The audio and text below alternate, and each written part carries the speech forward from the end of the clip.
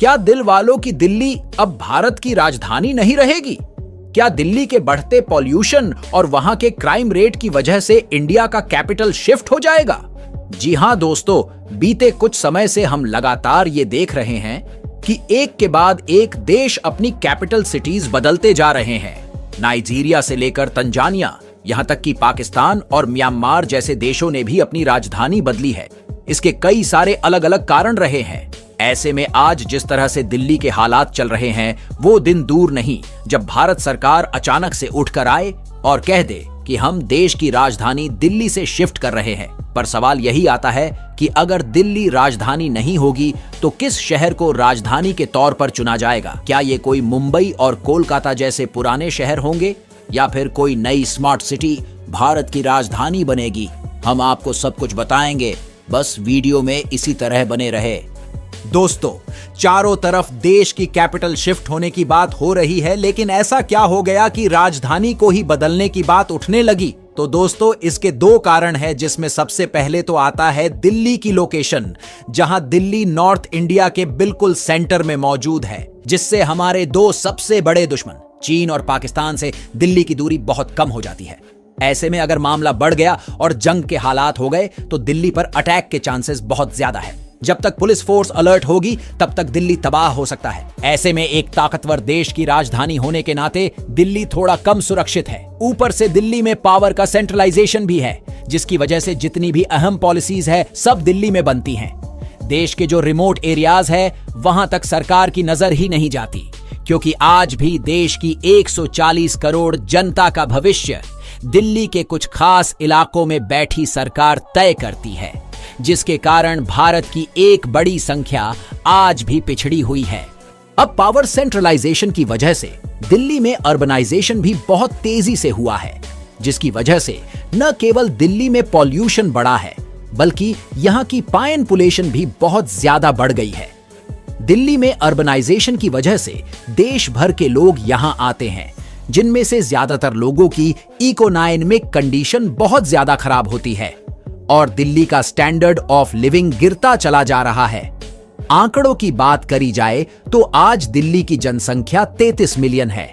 UN की एक report के मुताबिक आने वाले समय में दिल्ली दुनिया की सबसे ज्यादा पॉपुलेटेड सिटी बन जाएगी, क्योंकि देश के बाकी शहरों के मुकाबले दिल्ली में एम्प्लॉयमेंट ज्यादा है। तभी तो लगभग 1000 लोग हर रोज दिल्ली आते हैं, जिसमें से 300 लोग यहां आकर सेटल हो जाते हैं। अगर यहां रहने वाले लोगों के रहन सहन पर नजर डाली जाए तो लगभग 32% दिल्ली की आबादी एक कमरे के मकान में रहती है और 29% लोगों के पास 2 कमरों की जगह है। यही कारण है कि दिल्ली के 80% परिवारों में कोई ना कोई सदस्य सांस की बीमारी से जूझ रहा है। अब जाहिर सी बात है, जिस जगह पर इतनी तेजी से पॉपुलेशन बढ़ेगी वहां समस्याएं भी बढ़ेगी। ज्यादा लोग होंगे तो ज्यादा व्हीकल चलेंगे, जिसकी वजह से ज्यादा ट्रैफिक होगा। तभी तो आज दिल्ली की एवरेज ट्रैवल टाइमिंग नॉर्मल जगह से 50 गुना ज्यादा है। आंकड़े तो ये भी कहते हैं कि दिल्ली में रहने वाला एक इंसान हर साल लगभग 151 घंटे ट्रैवल ही करता रहता है। वही ज्यादा व्हीकल होने की वजह से ज्यादा कार्बन एमिशन और नॉइज पॉल्यूशन भी होता है, जो आज दिल्ली को दुनिया का सबसे पोल्यूटेड शहर बनाता है, जिसका अंदाजा आप दिल्ली में कूड़े के बड़े बड़े पहाड़ों के रूप में देख सकते हैं, जिन्हें देखकर ऐसा लगता है मानो ये कोई असली के पहाड़ है। लेकिन जब आप उनके नजदीक जाएंगे तो आपको पता चलेगा कि ये तो कूड़े का ढेर है, जो आज पहाड़ का रूप ले चुके हैं। इन सब की वजह से न केवल दिल्ली की हवा प्रदूषित होती जा रही है, बल्कि यहाँ का जो ग्राउंड वाटर है वो भी जहर बनता जा रहा है। इसके अलावा दिल्ली के क्राइम ने तो सारी हदें पार कर दी है। आज दिल्ली क्राइम के हर मामले में टॉप पर आता है, जहां बिल्कुल भी सेफ्टी नहीं है।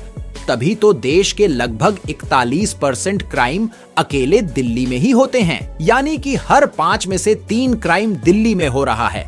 फिर चाहे बात चोरी डकैती की हो या फिर मर्डर और रेप जैसे संगीन गुनाहों की हो, दिल्ली हर एक चीज में आगे है। और इसकी जिम्मेदार भी कहीं ना कहीं यहाँ की बढ़ती जनसंख्या ही है, क्योंकि इतनी बड़ी जनसंख्या को संभालने के लिए यहाँ पर उतनी ज्यादा पुलिस फोर्स नहीं है और जो गिने चुने पुलिस वाले हैं वो भी बिल्कुल सुस्ती से काम करते हैं, जिसके कारण यहाँ का क्राइम रेट और बढ़ता जा रहा है। और दोस्तों, जो अच्छे और ईमानदार पुलिस वाले हैं उनकी वजह से दिल्ली में जो थोड़ा बहुत क्राइम रुका हुआ है, उनकी ड्यूटी तो वीआईपी की सिक्योरिटी में ही लगा दी जाती है, क्योंकि आधे से ज्यादा वीआईपी दिल्ली में रहते हैं जिन्हें तगड़ी सिक्योरिटी की जरूरत होती है, और दिल्ली पुलिस इसमें अक्सर बिजी रहती है, जिस वजह से आम जनता और उनकी परेशानियों को सुलझाने के लिए उनके पास वक्त ही नहीं होता। दोस्तों, यही सब कारण है कि लोगों को लगता है कि भारत को अपनी कैपिटल दिल्ली से कहीं और शिफ्ट कर लेनी चाहिए।